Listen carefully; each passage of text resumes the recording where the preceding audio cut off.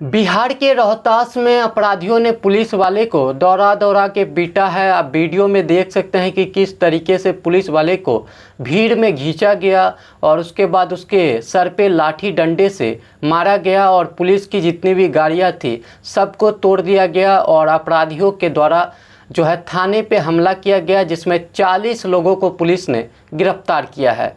ये पूरी घटना बिहार के रोहतास ज़िले की है, जहां पे 31 जुलाई को एक रोहतास में दिनारा थाना है और थाने पे अचानक जो है अपराधी पत्थरबाजी करने लगते हैं और जब थाना प्रभारी निकल के बाहर आते हैं, लोगों को शांत करने की कोशिश करते हैं, उसी दौरान कॉलर पकड़ के उनको भीड़ में खींचा जाता है और अपराधियों के द्वारा जो है उनकी जम के पिटाई की जाती है। उनके सर पे डंडे और लोहे से मारा जाता है, जिसके बाद उनका सर फट जाता है। थाना प्रभारी, जिनका नाम मनीष कुमार शर्मा है, उनका अपराधियों के द्वारा जम के पिटाई की जाती है। उसके बाद थाने में जितनी भी गाड़ी खड़ी थी सबको जो है सबका शीशा तोड़ दिया जाता है।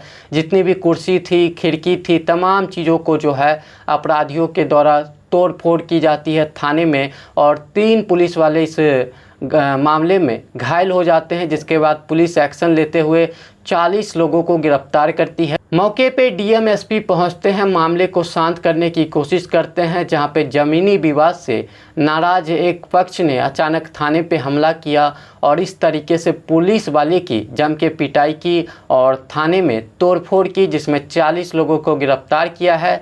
क्या कुछ कह रहे हैं जिला के एसपी, आप खुद सुनिए। क्या मामला हुआ है?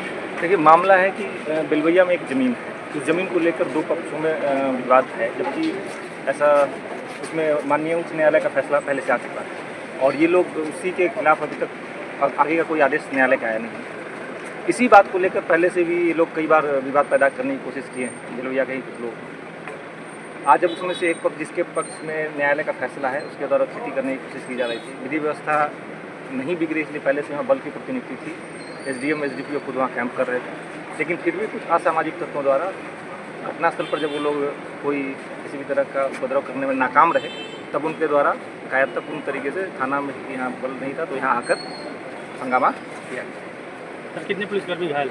इसमें 3 लोग अभी तक हैं मामूली रूप से जख्मी और गिरफ्तारी की गई है। इसमें लगभग 40 लोगों की गिरफ्तारी की गई।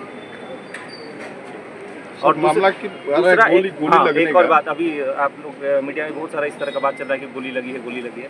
जो अपराधी लोग हैं उन्हीं में से कुछ लोग हॉस्पिटल में गए थे और उनके द्वारा डॉक्टर को बोला गया है कि मुझे गोली लगी है।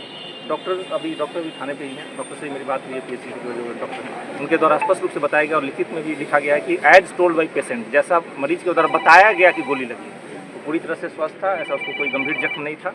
लेकिन उनके द्वारा जानबूझ के इस तरह की बात फैलाई गई है ताकि इस पब्लिक में और मीडिया में असमंजस की स्थिति और जानबूझ के माहौल को और पूरे घटना को दूसरा रूप दिया जाए। ये सोची समझी साजिश के तहत इस तरह का अफवाह फैलाया गया। अगर उनको गोली लगी उसके संबंध में पुलिस को कोई सूचना नहीं दी गई है, थाना में आकर कोई सूचना नहीं दी गई, इंजरी नहीं कटाया गया है, कहाँ रेफर किया गया है, रेफर करने वाली भी कोई बात नहीं थी, ज़बरदस्ती दवा बनाकर रेफर करवाया गया है। तो इस तरह कई चीज़ें जानबूझकर मीडिया में इस तरह का माहौल बनाया जाता है कि जो ज़मीन का विवाद है, जिसमें अभी तक एक पक्ष के बारे में फैसला आ चुका है, उसको जानबूझकर एक बड़ा विवाद का रूप दिया जा सके, ये सोची समझी साजिश के तहत किया जा रहा है ताकि माहौल को खराब किया जा सके। लेकिन ऐसा होने नहीं दिया जाएगा। इसमें जो लोग भी संलिप्त हैं उनसे लगभग 40 लोगों की गिरफ्तारी की गई है। पूरा मामला है कि इसमें पुलिस का कहीं से कोई भूमिका नहीं है, पुलिस से किसी तरह कोई विवाद नहीं है, पुलिस से किसी तरह कोई असंतोष की बात ही नहीं है। जानबूझकर जमीन विवाद को पुलिस से विवाद करने का रूप दिया जा रहा है। पुलिस से किसी तरह का कोई मामला ही नहीं है। इससे पहले भी जब भी ये लोग विवाद करने की कोशिश किए हैं, पुलिस और स्थानीय एसडीएम एसडीपीओ द्वारा भी समझा बुझा कर उनको माननीय न्यायालय के फैसले के बारे में आगे अपनी जो बातें रख के जिस तरीके से इसको करने का सलाह दिया गया, लेकिन फिर भी उस सलाह को नहीं मान के ये लोग चाहते हैं कि जानबूझ के हम विवाद खड़ा करें जिससे हमको ज़मीन पर एक हक मिले। लेकिन ये न्यायालय के स्तर से, माननीय न्यायालय के स्तर से संभव है, हमारे स्तर से इसमें किसी भी तरह का कोई हस्तक्षेप संभव नहीं है।